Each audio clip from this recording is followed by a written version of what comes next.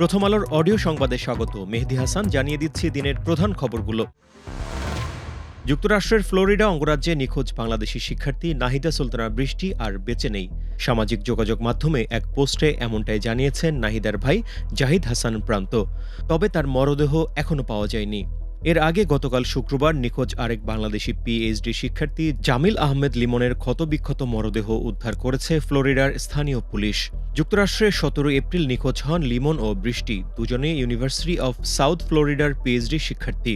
ভূগোল, পরিবেশ বিজ্ঞান ও নীতি বিষয়ে পিএইচডি করছিলেন লিমন, অন্যদিকে নাহিদা পিএইচডি করছিলেন কেমিক্যাল ইঞ্জিনিয়ারিং বিষয়ে। নিখোঁজ হওয়ার আগের দিন দুজনকে সর্বশেষ ক্যাম্পাসে দেখা গিয়েছিল।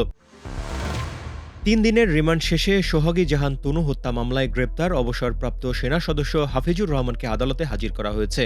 পরে আদালত তাকে কারাগারে পাঠানোর নির্দেশ দেন। শনিবার বেলা ২টার দিকে কুমিল্লার সিনিয়র জুডিশিয়াল ম্যাজিস্ট্রেট আবদুল্লাহ আল আমানের আদালত তাকে কারাগারে পাঠানোর নির্দেশ দেন।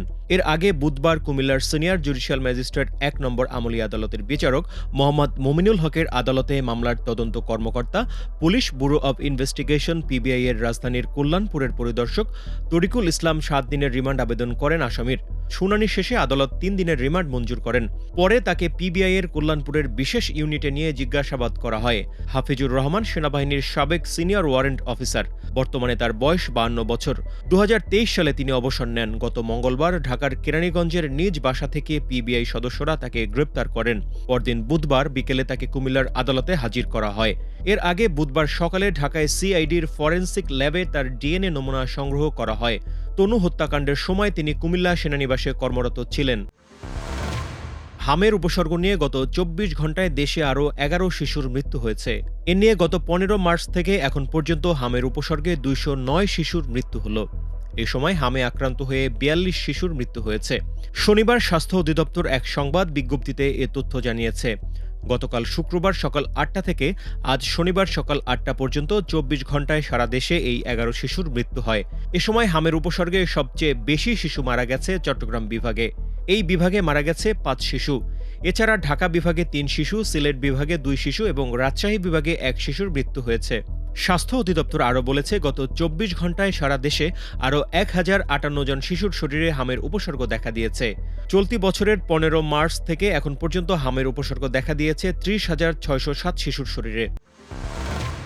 ইরান ও যুক্তরাষ্ট্রের মধ্যে দ্বিতীয় দফার শান্তি আলোচনার জন্য মার্কিন প্রতিনিধিদের পাকিস্তান সফর শুরুর আগে তেহরান দাবি করেছে যুক্তরাষ্ট্র এখন যুদ্ধ থেকে একটি সম্মানজনক প্রস্থানের পথ খুঁজছে। শনিবার ইরানের প্রতিরক্ষা মন্ত্রণালয় এই মন্তব্য করে।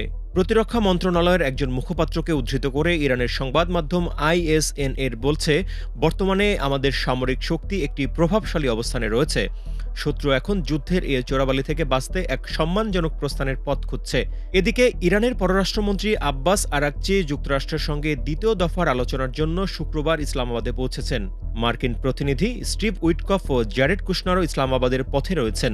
এমন এক সময়ে ইরানের পক্ষ থেকে এই কঠোর মন্তব্য এলো। যদিও ইরানের রাষ্ট্রীয় সংবাদ মাধ্যমগুলো জানিয়েছে, যুক্তরাষ্ট্রের সঙ্গে সরাসরি কোনো আলোচনার পরিকল্পনা দেশটির নেই। এই ছিল এখনকার মতো। প্রথম আলোর অডিও সংবাদ শুনুন আমাদের ইউটিউব চ্যানেল, ফেসবুক পেজ ও প্রথমআলো.com-এ।